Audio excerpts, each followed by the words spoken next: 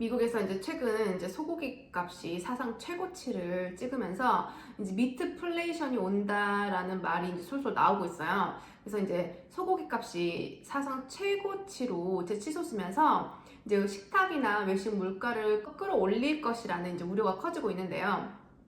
이제 며칠 전에 미국 연방 농무부에 따르면 소고기 소매 가격은 지난달 기준 파운드당 약 8달러 18센트로 사상 최고 수준을 기록했다라고 해요. 그래서 소고기 소매 가격은 지난 5월 처음으로 이제 8달러를 이제 돌파한 뒤에 5개월 연속적으로 지금 상승세를 보여주고 있는데요. 그래서 2020년 초에는 이제 6달러였던 수준이던 소고기 소매 가격이 코로나 이제 19 이제 팬데믹 후폭풍으로 7달러대 후반까지 이제 급등했다가 지난해에는 약간 이제 2022년도 때는 좀 안정세를 찾는 듯 했다가 이제 올해 들어서 2023년도에 들어서 다시 상승세를 이제 돌아서가지고 이제 8달러를 이제 넘어선 거죠. 그래서 이제 그 이유가 왜 그러나 이제 봤더니 이제 주요 추구 생산지죠. 이제 텍사스와 이제 캔자스 지역에 이제 이런 길어진 가뭄으로 인해서 소 사육 환경이 이제 악화되고 있는데 이제 농무부에 따르면 특히 이제 올 하반기 소고기 생산량은 1억 8천만 파운드가 이제 감소할 것으로 예상된다라고 했다고 해요. 그러니까 이제 당분간 이제 소고기 미국에서도 이제 미국에서는 한국보다 당연히 고기값이나 이런 것들이 워낙 쌌지만 기존 몇 년도에 비해서 이제 굉장히 많이 올랐다는 거를 이제 볼 수 있겠죠. 그래서 이렇게 주요 추구 생산지의 가뭄이 길어진 가운데 물가 상승은 이제 여파까지 겹쳤잖아요. 그래서 소고기 생산 비용 또한 많이 치솟았다고 해요. 그러니까 이런 가뭄의 영향도 있었지만 또 이제 이런 인건비라든지 여러 이제 뭐 재료비 이런 축산비 이런 것들이 전반적으로 이제 인상이 되다 보니까 이제 소고기 하나를 생산하는 데 들어간 비용이 전반적으로 늘어난 거죠. 그러니까 결국 이런 가격 상승세가 이제 당분간 이제 지속될 것으로 이제 예상하고 있고, 이제 전문가들도 특히 이제 앞으로 18개월 동안, 그러니까 1년 반 사이에 소고기 가격이 이제 내릴 일은 없다. 이제 이렇게 계속 이제 올랐으면 올랐지 내릴 일은 없다라고 이제 이렇게 전망했다고 해요. 그래서 이제 한때 미국에서 소고기 많이 먹었었는데, 뭐 지금은 이제 고기를 그렇게까지 많이 먹는 편 아니지만 모든 전반적으로 이제 뭐 식료품 가격 또한 굉장히 많이 올랐고 이제 당연히 이제 고기값, 소고기값도 당연히 이제 오를 거로 예상했지만 특히 가뭄 같은 게 겹쳐지면서 최근 더 많이 이제 오른 것 같습니다. 또 한 가지는 이거 제가 이거 기사 보고 되게 좀 뿌듯했는데 미국 기념일에 김치의 날이 생길 수 있다고 해요. 그러니까 연방정부 차원에서 매년 11월 22일을 김치의 날로 공식 기념하게 될 것으로 전망이 된다는 뉴스 기사가 나왔어요. 그래서 이제 지난달이죠. 이제 10월 달에 연방하원감독위원회는 김치의 날 결의안을 이제 오는 다음 달 12월 6일 본회의에 올려 채택하기로 했다고 하네요.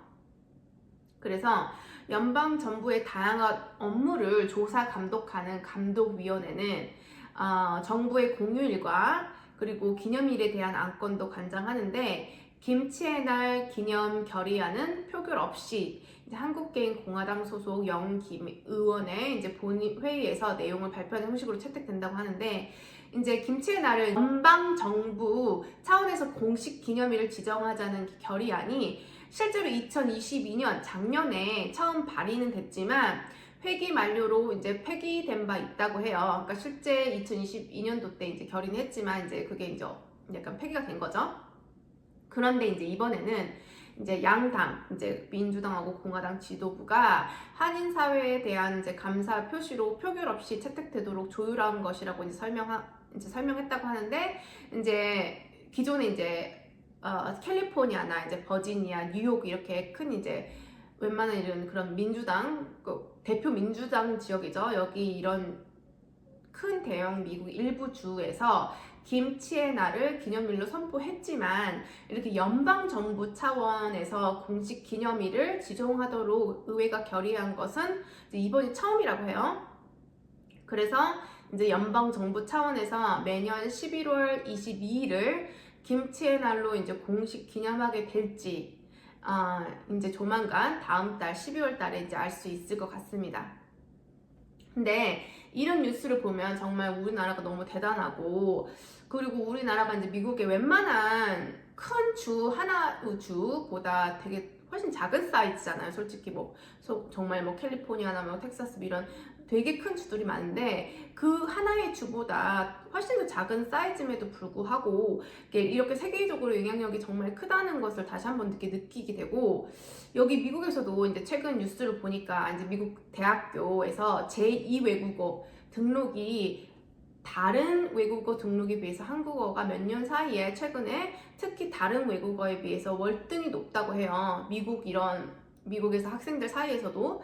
그래서 이런 걸 보면 이제 우리나라의 영향력이 이제 정말 갈수록 높아지고 있어 너무 뿌듯하고 또 자랑스럽고, 그래서 저도 이제 제 아이들한테 꾸준히 이제 한국말을 가르치고 있는데 이제 꼭 그것이 이제 나중에 그들한테 이제 히든 에셋, 숨은 자산이 이제 될 거라고 생각합니다. 이제 어쨌든 이런 기사들 보면 너무 좋고, 이제 특히 이제 미국은 다양한 이제 인종들이 살고 있잖아요. 특히 이제 제가 살고 있는 달라스도 이제 큰 대도시 중에 하나라서 여기 달라스에 있다 보면 다른 나라 인종들이나 다른 나라에서 온 이제 외국인들 많이 보게 되는데, 예전에 제가 15년 전에 미국에서 처음 유학생을 할 때 그때를 이제 되돌려 생각을 해보면, 그때 제가 이제 뭐 사우스 코리아에서 왔다라고 하면은 사람들이 그냥 어디 뭐 조그만 나라에서 왔나 보지 이렇게 별로 큰 관심을 주지 않았어요. 제가 유학생을 할 때까지만 해도 15년 전만 해도 일본 이러면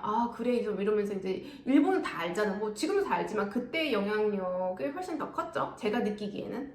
그래서 이제 뭐 일본이나 이런 나라들을 왔다 보면 되게 잘 살고 이제 어느 정도 경제적으로도 그때까지만 해도 세계 제2위의 이제 경제 대국이었잖아요. 뭐 2, 3위 이렇게 왔다 갔다 이러다 보니까 굉장히 호의적이었고 사람들도 뭐 더 잘 알고 이런 식이었지만, 지금 15년이 지난 후에 지금을 이렇게 딱 보면 지금은 이제 제가 뭐 사람들이 너 어디서 왔냐, 어디 출신이냐, 오리지널리 어디 출신이냐 이렇게 물어보면 이제 막 사우스 코리아다 이렇게 말하면 사람들이 이제 그 인식이 많이 달라졌어요. 그러니까 예전처럼 뭐 어디 조그만 뭐 어디 우리가 잘 모르는 나라, 좀 그렇게까지 잘 살지 않는 나라 이렇게 생각했다면 지금은 젊은 사람들도 이제 많이 알고, 이제 물론 이제 BTS나 이제 블랙핑크 이런 뭐 K-팝이나 뭐 이런 영화, 뭐 지금 한국 드라마 이런 거 넷플릭스에서 되게 많잖아요. 뭐 기생충 이런 영화 같은 거, 이런 것 때문에 사람들이 이제 젊은 층에서는 굉장히 많이 알아요. 많이 알고,